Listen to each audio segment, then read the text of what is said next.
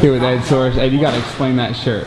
Well, actually, the shirt is, of course, it's from a local surf shop that I grew up working at in Hermosa Beach called ET Surfboards, and you know, they kind of incorporated because, you know, NWA is from Compton, which is just, you know, right next, actually a block away. We're a block away from Compton, where we're at right now. And you know, Eazy-E and NWA, man, I was big fans of theirs. When I was a kid, I used to go to the Rhodium swap meet right off of Crenshaw and Redondo Beach Boulevard, and I used to buy mixtapes there. You know, Yella, Ren would be sitting there selling NWA mixtapes before they made it. So how old were you then? Man, I was probably 11, 12, 13. My mom, on the weekends, we'd go to the swap meet and just cruise around the swap meet, and I'd always take all my money and buy NWA mixtapes before they had a record deal. Do you remember the first tape you bought? The first tape, I remember the first song, the first was Boys in the Hood was the song that they had mixed up. It was called, you know, if you remember that old NWA song, Boys in the Hood. Yeah, of course. The Boys in the Hood are always hard. Go talking that trash. Yeah. How'd you get into hip hop? Who are some of your influences that you know, led you? Man, I mean, early in the day, man, I loved Ice-T. I loved NWA.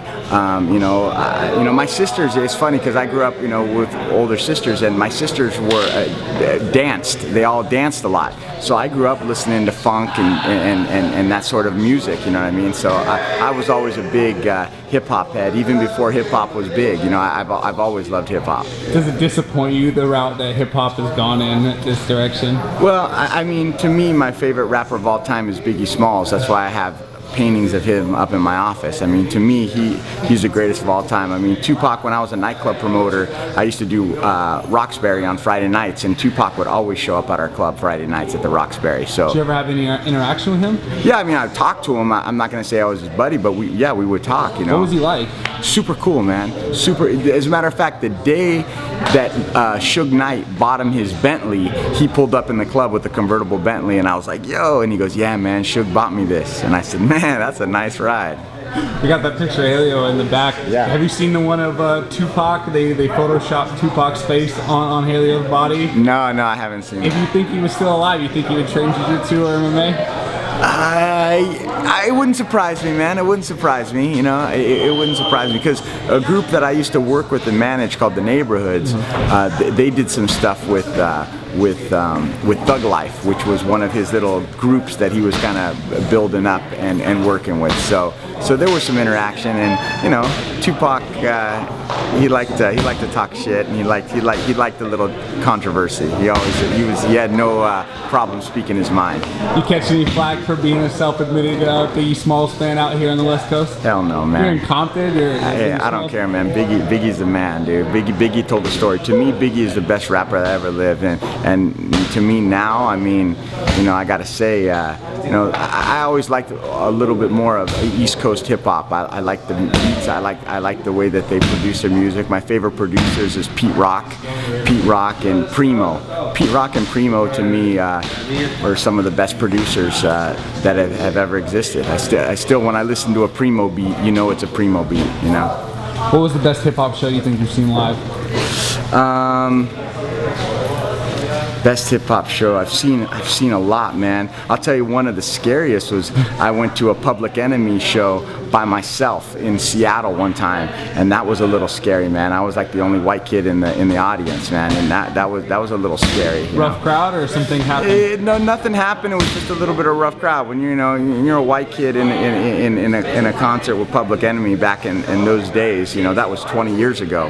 It was a little intense, but I was such a hip hop head that it didn't bother me. But once in a while, I'd look around and say, man, I can't believe I'm here. You know. Did you fit in well? Did you get along with? Always got. You know, the group that I was a tour manager for, called the Neighborhoods, we were all white kids. We had one Jamaican kid named Frankie Culture, and to me, you know, we were on tour with a lot of different. We toured with Master P. We toured with we performed with Farside before. We performed with a lot of good guys. So to us, at that point in time, it wasn't like white kids in hip hop were really accepted. That was before Eminem. That was after Vanilla Ice kind of blew that whole thing. You know what I mean? So we weren't really well received right in the beginning. But the minute that we started performing, it didn't matter what color we were. You know what I'm saying? So did you do any rapping yourself?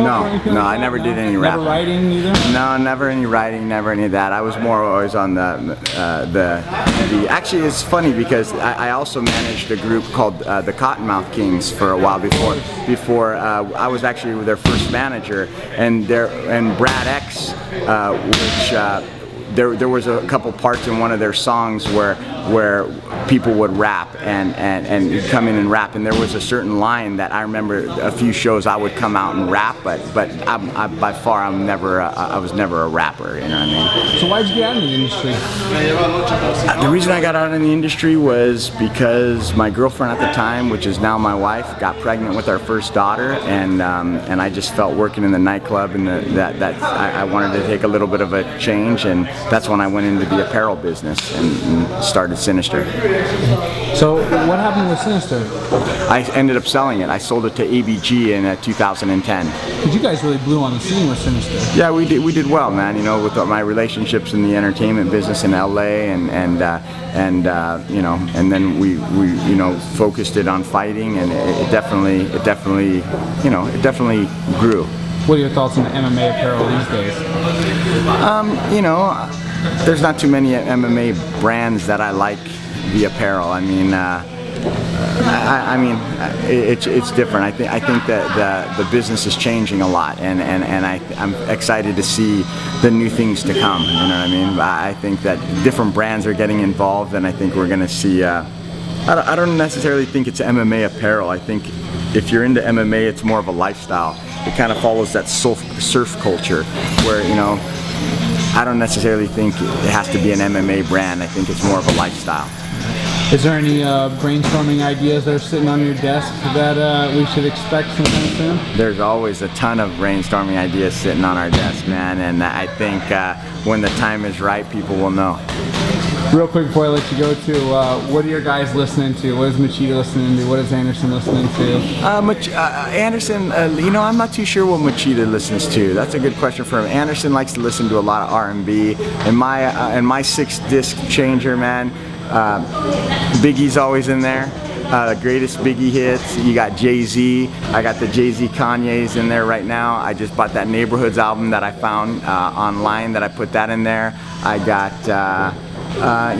some mixed CDs, but it's always hip hop that's in my thing. Hardly is it ever anything else. And will Anderson Silva ever walk out to anything other than DMX? It's dark and hell's hot.